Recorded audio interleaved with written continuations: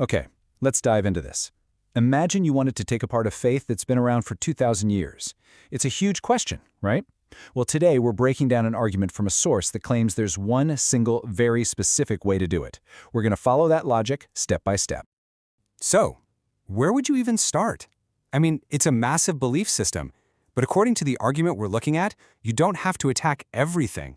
You just have to find that one single thread that if you pull it, the whole thing just unravels. And that thread, the source says, is the resurrection. This isn't just another belief. It's presented as the absolute foundation.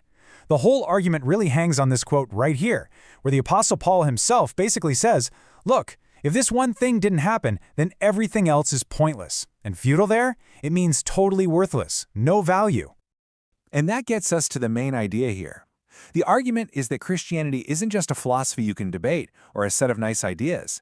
It's built on a very specific claim about history.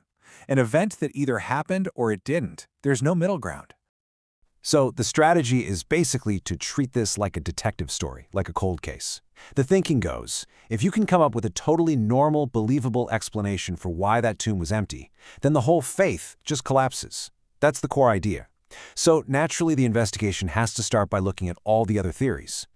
So first things first, if you've got an empty tomb, the most obvious question is, well, who took the body? And the source we're looking at breaks down the potential suspects into just a few groups. And this is where it gets interesting, because it's all about motive. The source argues that the Romans and the Jewish leaders had zero reason to steal the body. In fact, it was the opposite. They wanted everything to calm down, and a missing body would just stir things up. It would be totally counterproductive. So that leaves the disciples. But the argument against them is pretty powerful. First, these guys were terrified and hiding. Were they really going to take on Roman guards? And maybe more importantly, would 10 of them really go on to be executed in horrible ways, all for a lie they knew they had made up? Okay, so if the body wasn't stolen to cause trouble, what if it was just moved? For a totally boring administrative reason. This next theory suggests that the authorities just relocated the body and the disciples misunderstood what happened. But the source points out a few major problems here. First, it apparently would have gone against Jewish burial customs at the time, which involved waiting a full year. Second, there's just no record of this ever happening anywhere. But the real kicker is the last point. If the authorities had moved the body, why wouldn't they just say so? They could have shut the whole resurrection rumor down instantly just by saying, hey everyone, relax, the body is over here now. So we've looked at deliberate actions, right? Theft or relocation. Now the argument shifts gears to look at other possibilities. Things like simple human error, psychological tricks of the mind, or even the idea that the story was just borrowed from other myths. Now this one's really straightforward. The idea is the women who found the empty tomb were upset. It was early in the morning, and they just went to the wrong one by mistake. But the source's comeback is just as direct. There were Roman guards posted there. They would have known exactly which tomb was the right one, and they could have cleared up the whole misunderstanding in about 5 seconds by just pointing and saying, nope, it's that one over there. Okay, but what if the body in the tomb wasn't actually a dead body? This brings us to a really famous alternative explanation, the swoon theory. The idea is that Jesus never actually died on the cross. He just passed out. He swooned from all the pain and blood loss, and then the cool, damp air of the tomb woke him up. The source argues this is pretty much impossible for 3 big reasons. First, a Roman centurion, a guy whose job is literally execution, gave the official confirmation of death. Second, for a Roman soldier, messing up an execution was a death penalty offense. You better believe they made sure. And third, just to be absolutely certain, he was stabbed in the side with a spear. The source points to the description of blood and water flowing out as medical proof that his heart had been pierced and he was, without a doubt, dead. All right, so if he was definitely dead, what about all the people who claimed they saw him alive afterwards? Well, this brings us to a psychological explanation, the hallucination theory.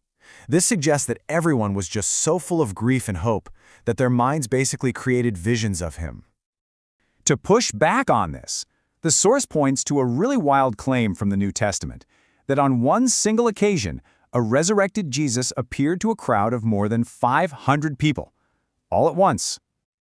And this really gets to the heart of the counterargument. The source says, first of all, from a purely psychological standpoint, getting 500 people to have the exact same detailed hallucination at the same time is, well, it's basically impossible. But even if you could somehow explain that, you still have the other problem. A hallucination doesn't make a body disappear. The tomb would still be occupied, and all the authorities would have to do is open it up and show everyone.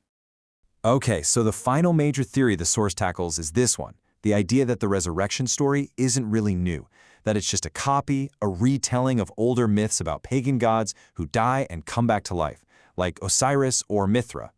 But here, the source draws a really sharp line in the sand.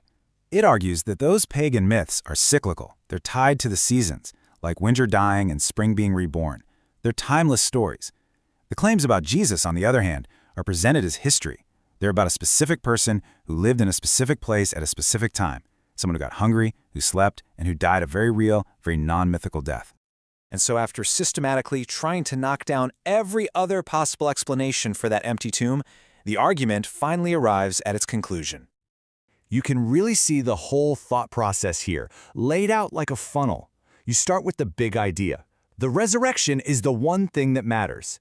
Then you eliminate all the other theories: theft, mistake, hallucination. What you're left with, the source argues, is the resurrection itself as the only logical explanation. And then comes that final, crucial step. If the resurrection is real, what does that imply about the person it happened to? And this is the landing spot for the whole argument. It concludes that the resurrection wasn't just some strange historical event, but that it was the ultimate proof of a divine claim. The source asserts that because Jesus said he was God, the resurrection served as the final validation that his claim was true. So we've just walked through a really structured, methodical case. And no matter what you think about the final conclusion, it does bring up a really interesting question for all of us. What actually makes an argument convincing? Is it the evidence, the step-by-step logic, or is it just how well it can rule out all the other possibilities? Definitely something to chew on.